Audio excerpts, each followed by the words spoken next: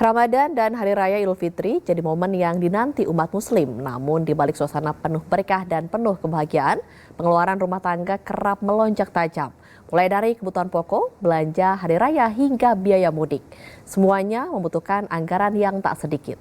Lalu bagaimana cara cerdas mengatur keuangan agar ibadah tetap tenang dan perayaan Idul Fitri tetap nyaman tanpa beban finansial? Kami akan membahasnya bersama perencana keuangan Mitra Rencana Edukasi Mike Rini Sutikno. Terima kasih Ibu Mike sudah bergabung bersama Jawpos TV. Terima kasih, senang sekali hadir di sini. Ya Bu Mike, bagaimana cara mengatur keuangan saat Ramadan dan Lebaran di tengah meningkatnya sejumlah harga bahan pokok? Nah, untuk pengeluaran selama bulan Ramadan dan jelang Lebaran biasanya itu adalah sebuah tantangan yang setiap tahun itu terjadi. Kita biasanya percaya bahwa ini kayaknya pengeluaran bakalan berkurang nih. Kan makannya juga berkurang, jajannya juga pasti berkurang ya. Tapi ternyata yang terjadi tidak seperti itu. Bahkan kadang pengeluaran malah sering melonjak ya. Penyebabnya ada bermacam-macam ya, seperti kenaikan harga barang dan jasa jelang Ramadan dan Lebaran. Tetapi saya lihat ini malah juga bukan hanya itu penyebabnya, tetapi juga kebiasaan belanja yang malah cenderung jadi lebih konsumtif ketika selama bulan Ramadan dan ketika nanti jelang Lebaran ya. Nah, biasanya itu terjadi karena orang membelanjakan ketika berbelanja untuk keperluan bulan puasa dan Lebaran itu dia lebih menomorsatukan keinginan dia daripada kebutuhannya dia. Contoh, untuk belanja misalnya makanan untuk berbuka ya, atau belanja untuk misalnya makanan sajian Lebaran. Nah, biasanya itu orang belanja tanpa rencana begitu. Jadi dia membeli apa yang dia suka ya. Nah, karena itu supaya keuangan kita tidak drop gitu ya selama bulan Ramadan, apalagi setelah Lebaran malah menambah masalah keuangan, maka sebaiknya memang kita membuat anggaran ya.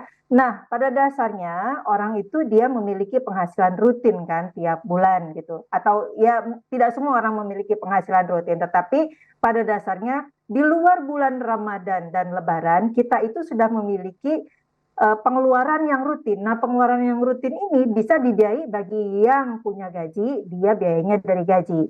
Nah, biasanya yang teman-teman yang punya gaji ini dia juga memiliki tunjangan hari raya.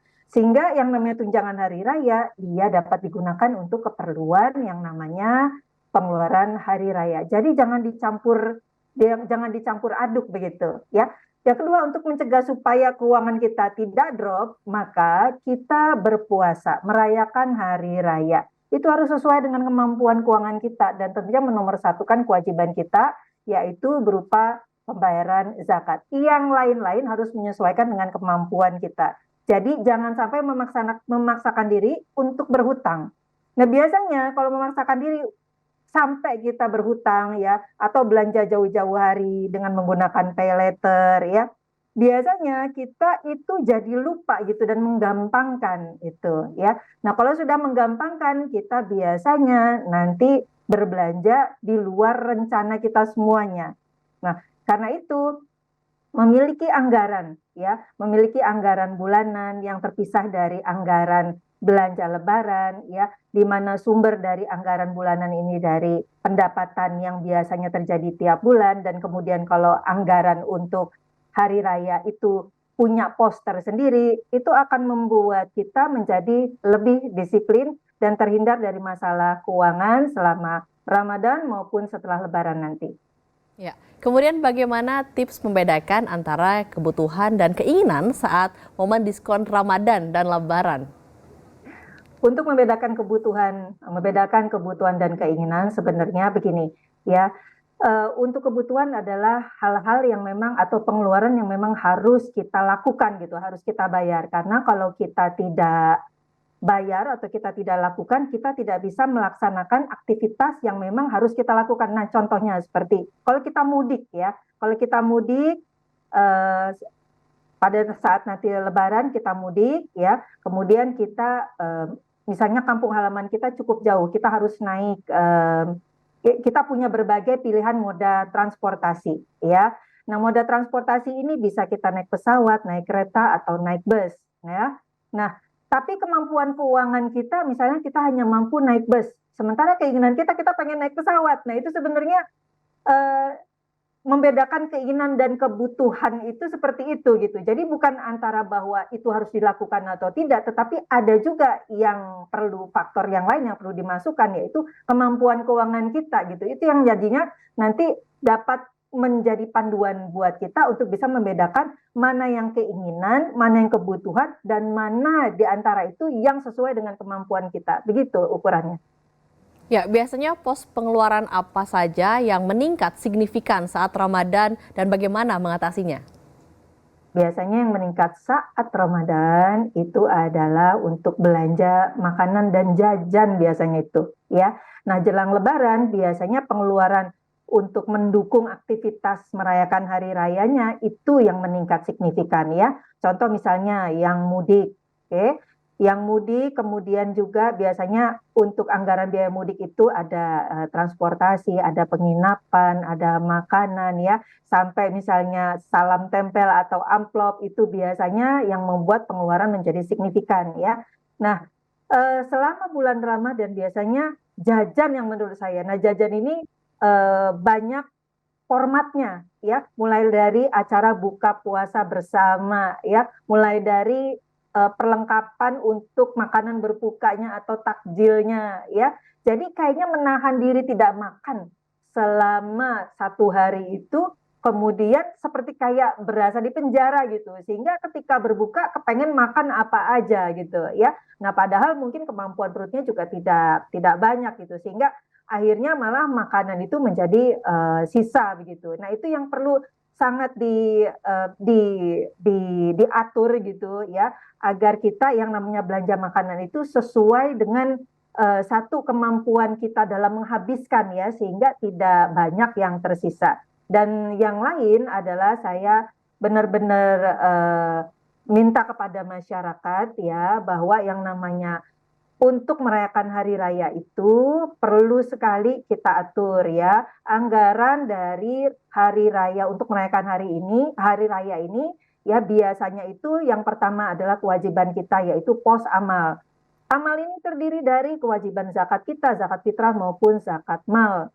Yang kedua itu biasanya, ya, kita masih dalam pos amal kita juga biasanya ada infak dan sedekah. Dan di Indonesia tradisi biasanya ada yang namanya salam tempel tuh, ya, atau angpau. Nah, ini nih yang seringkali bikin kantong jadi jebol begitu, ya, karena ketika kita pulang kampung, ya, kita membawa kita pengen berbagi gitu, semangat berbaginya sih oke menurut saya, ya, cuma drivennya atau disetirnya itu karena rasa nggak enak gitu, ya. Nah, padahal kita itu sebelum berangkat harus kita sudah merencanakan kita mau salam tempel kepada siapa aja dan budget kita berapa. Pos-pos yang lain seperti makanan sajian, ya, kalau kita merayakan di rumah.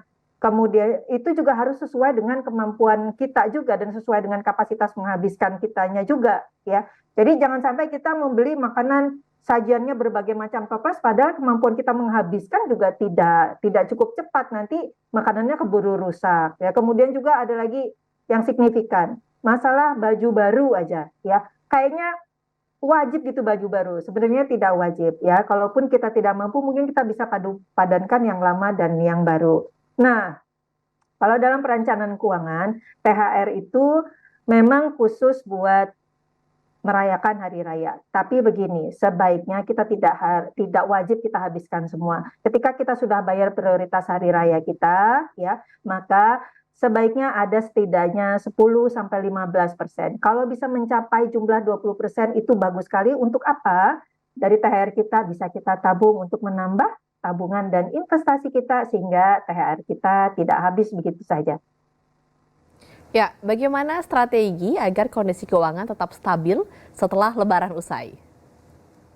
Supaya kondisi keuangan kita tetap stabil setelah Lebaran usai. Maklum, ya, namanya kalau kita punya gaji, ya, setelah Lebaran belum tentu tanggal gajiannya itu dekat gitu dengan hari setelah Lebaran, ya, setelah kita cuti, ya. Bisa jadi harinya masih jauh gitu, ya, masih tanggal 20 atau 25 berikutnya. Jadi masih ada 1-2 minggu lagi kita harus bertahan dengan apa yang ada gitu kalau misalnya memang sudah habis. Nah, makanya tadi kita sudah bahas sebelumnya bahwa sebaiknya bisa saja pendekatannya ya atau salah satu strateginya adalah kita pisahkan antara gaji bulanan untuk membayar pengeluaran rutin bulanan, THR untuk membayar pengeluaran hari raya. Dan yang ketiga adalah kita tidak perlu memaksakan diri harus sampai berhutang ya, maksa-maksain berhutang supaya kita bisa misalnya mudik begitu ya, harus sesuai dengan kemampuan aja ya. Nah jadi kalau kita pisahkan antara gaji untuk pengeluaran rutin bulanan dengan THR untuk pengeluaran lebaran, ketika keduanya tidak saling mencampur, maka Anda tidak perlu khawatir lagi untuk gajian berikutnya setelah Lebaran, ya kita kan masih ada gitu untuk menyambung 1 bulan ke depan ya, karena kan yang namanya gajinya itu utuh. Ya mudah-mudahan itu bisa dilaksanakan. Begitu caranya. Ya, terima kasih telah bergabung bersama Jopos TV, perencana keuangan Mitra Rencana Edukasi Mike Rini Sutikno.